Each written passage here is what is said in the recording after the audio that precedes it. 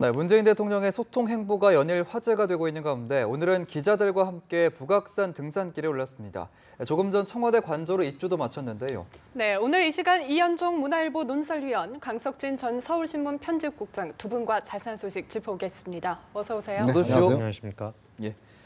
자, 취임 후에 처음 맞는 주말이었는데 오늘 문재인 대통령이 기자들과 함께 북악산 등산길에 올랐고 산행을 마친 뒤에는 삼계탕으로 오찬을 함께하기도 했는데 연일 이어지는 소통 행보 어떻게 평가하고 계십니까? 일단 지금 뭐 대선 과정에서 굉장히 하루도 못 쉬었지 않습니까? 그래서 아마 참모들이 오늘은 좀 휴식을 취하시는 게 좋겠다라고 이제 건의를 했는데 그러면 또 예전에 대선 과정에서 함께했던 기자들과 뭐 산행을 가자 이렇게 해서 오늘 산행이 이루어진 것 같습니다. 예. 사실 이게 지금 인수위 기간이 없다 보니까요. 매일매일 지금 어떤 걸 결정해야 되고 또 인선도 해야 되는 그런 상황이니까 아무래도 좀 대통령 입장에서 본다면 그래도 좀 휴식은 필요한 시점이라 보는데 뭐 그럴 수 없는 사정이 굉장히 안타깝습니다만은 일단 오늘 같은 경우도 이제 기존에 해왔던 소통 행보를 계속 해온 것 같습니다. 예. 특히 저는 뭐 인상 깊었던 게 오늘 아마 그 이사를 하는 과정에서 이제 어떤 민원인 한 분이 그 김정수 여사한테 좀 억울한 면이 있다라고 이제 소리를 쳤는 모양이에요. 예. 그래서 김정수 여사가 직접 나와서 그럼 무슨 이야기냐 이야기를 하면서 이분이 이제 뭐 아침부터 밥을 못 먹었다 이야기를 하니까 그럼 집에 가서 라면이라도 먹자.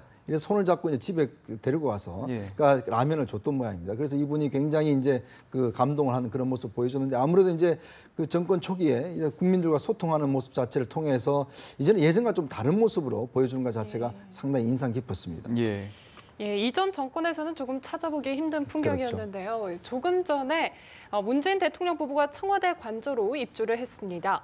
이와 맞물려 광화문 시대 공약이 현실화될 수 있을지 여기에도 관심이 집중되고 있는데 어떻게 보세요? 광화문 시대 공약사항이죠. 근데 예. 이제 그 광화문 시대가 열리려면 그 예산을 반영을 하고 그것이 이제 구체적으로 집행이 되는 단계를 거쳐야 되기 때문에 지금 보통 2019년 정도 돼야 된다고 그러지 않습니까? 예. 근데 이제 그 광화문 시대를 열려면 정부 종합청사에 대통령 집무실을 마련을 해야 되는데 그 구상 중에는 지금 그 효자동 쪽 서촌서부터 시작해서 광화문 종묘로 이어지는 문화거리 조성도 이제 같이 맞물려 있지 않습니까? 예. 근데 이제 정부 종합청사 주변에는 고층 빌딩도 많고 예. 도로가 좁고 그래서 뭐 경호 문제 또 뭐 안전 문제 또 때로는 교통 통제 문제 그리고 우리 흔히 뭐 언론계에 있는 사람들은 겪어보지만 대통령 행사에 가보면 통신 제한도 많이 걸리지 않습니까? 예. 그 저 휴대폰 통화 못하게 하는 통신 제한도 많이 걸리고 그러는데 그런 것들을 어떻게 좀 부드럽게 스무스하게 할 수 있는 건지 그런 것들을 갖다 다 검토를 해서 해야 되겠죠. 근데 예. 아직 시간이 충분하기 때문에 뭐 서두를 건 아닌 것 같고요.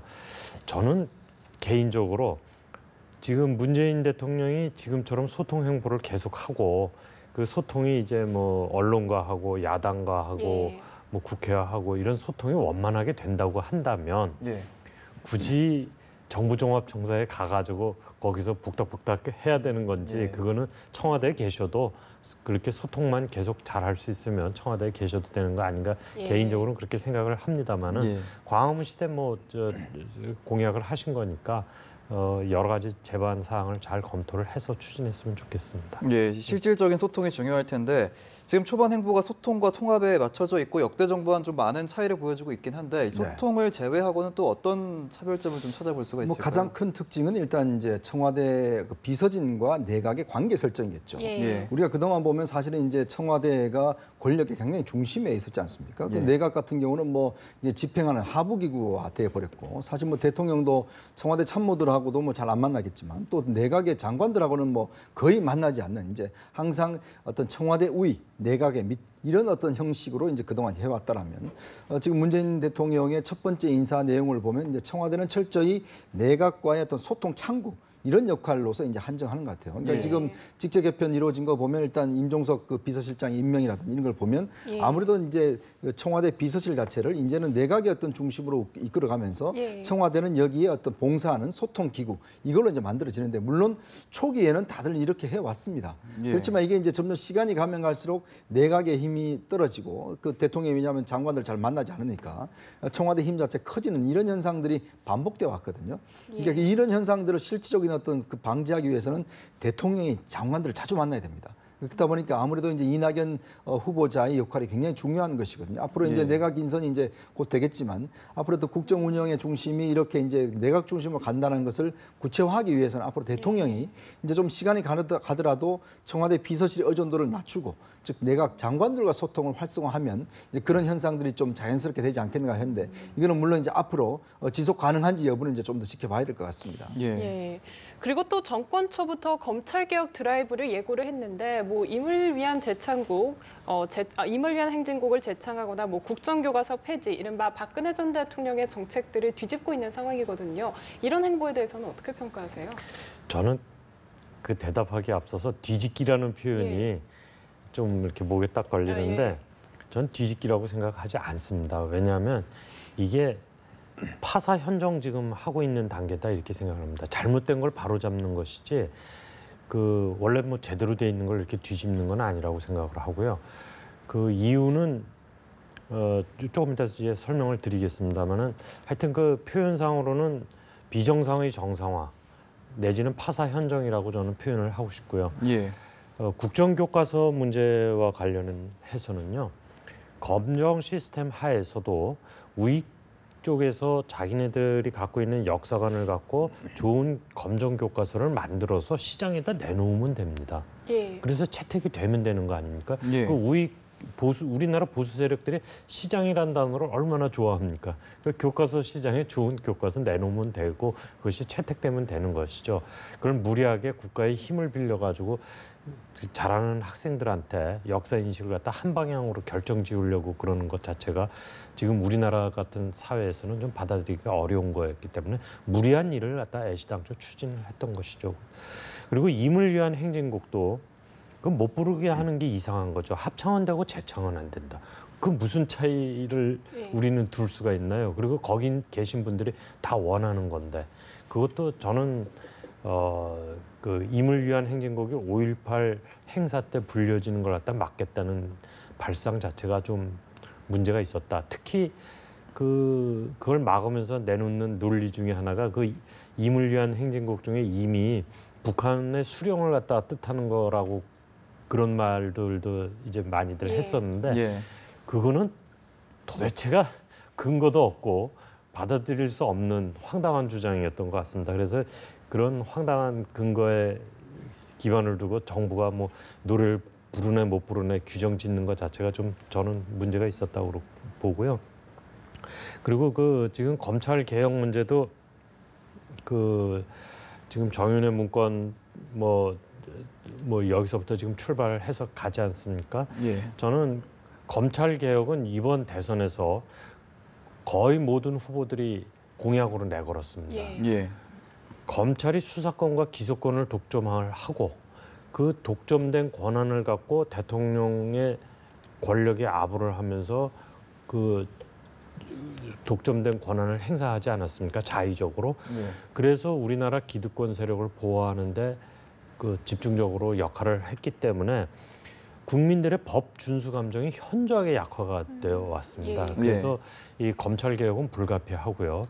그다음에 이 수사권 문제는 뭐 언제 말씀드릴 수 있을 때가 있으면 또 따로 말씀드릴 수 있겠지만 우리 1948년에 대한민국 정부가 수립되면서 이 논란이 벌어지기 시작을 해서 피난지인 부산에서까지도 국회에서 맹렬한 토론의 대상이 됐던 겁니다. 그때 하도 경찰의 친일파가 많아가지고 한 세대가 지난 다음에 재론을 하자 뭐 이렇게 해서 1953년 무렵에 이게 덮었었는데 지금 두 세대가 지났는데도 그 상태로 부작용이 계속되고 있거든요. 그래서 검찰 개혁은 차제에 그 추진이 되는 게 마땅하다고 생각을 합니다. 더더욱이 이번에 정윤회 문건이라든지 최순실 사태를 보면 왜 검찰 개혁을 해야 되는지 온 국민들이 다 눈으로 똑똑히 본 거 아닌가 그렇게 생각이 됩니다.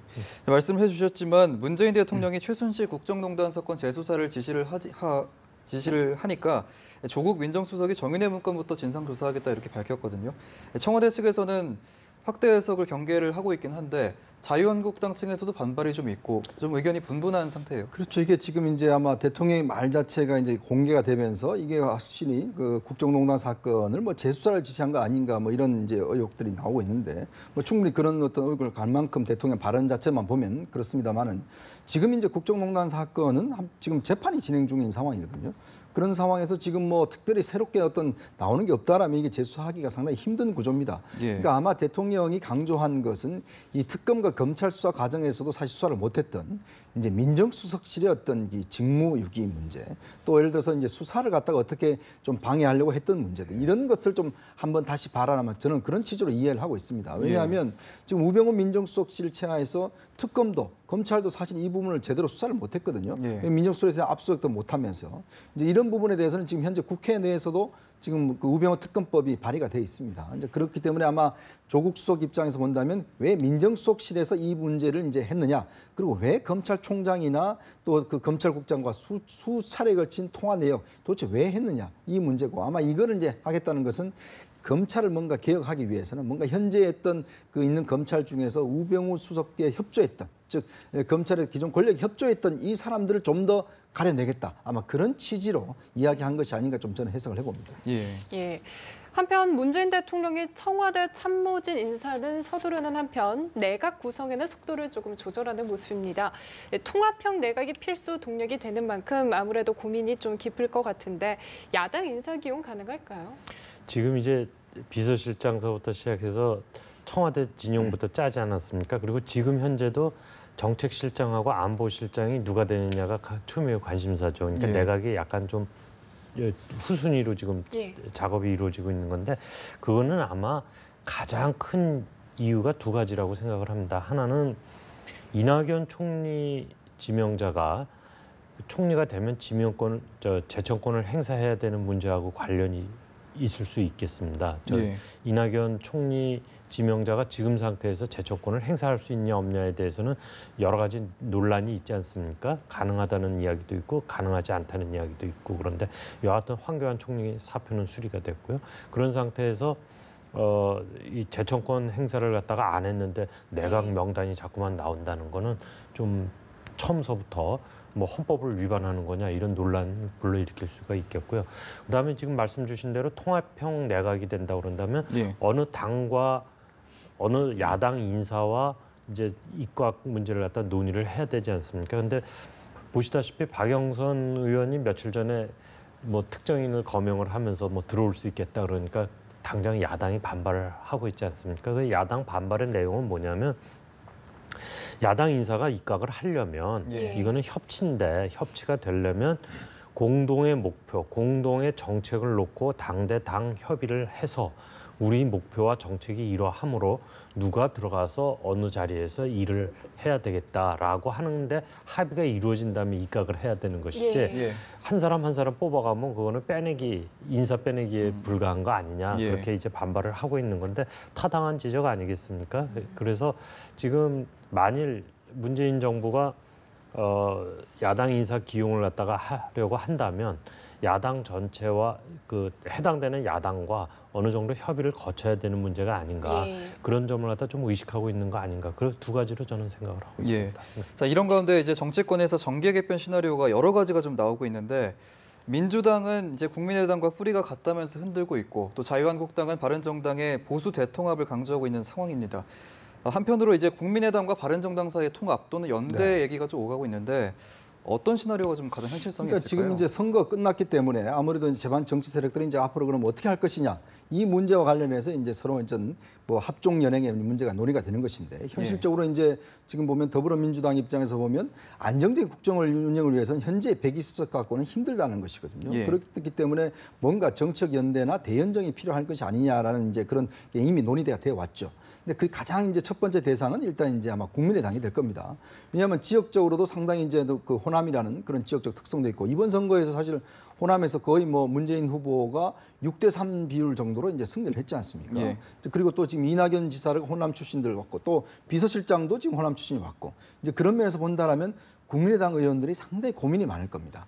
과연 그러면 앞으로 이제 3년이나 남았는데 이제 그 상황에서 그냥 3년 동안 야당으로 있을 것인가?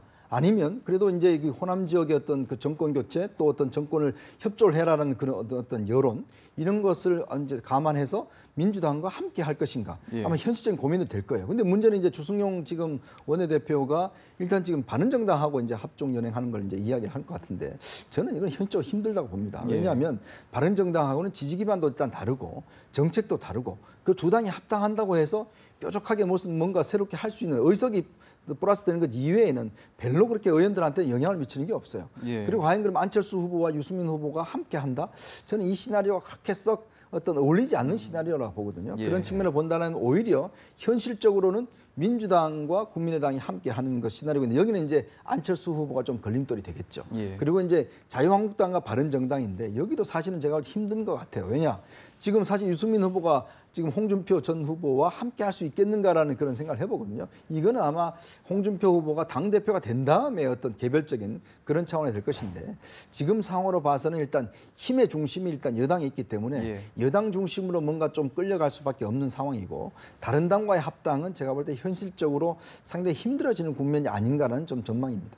예.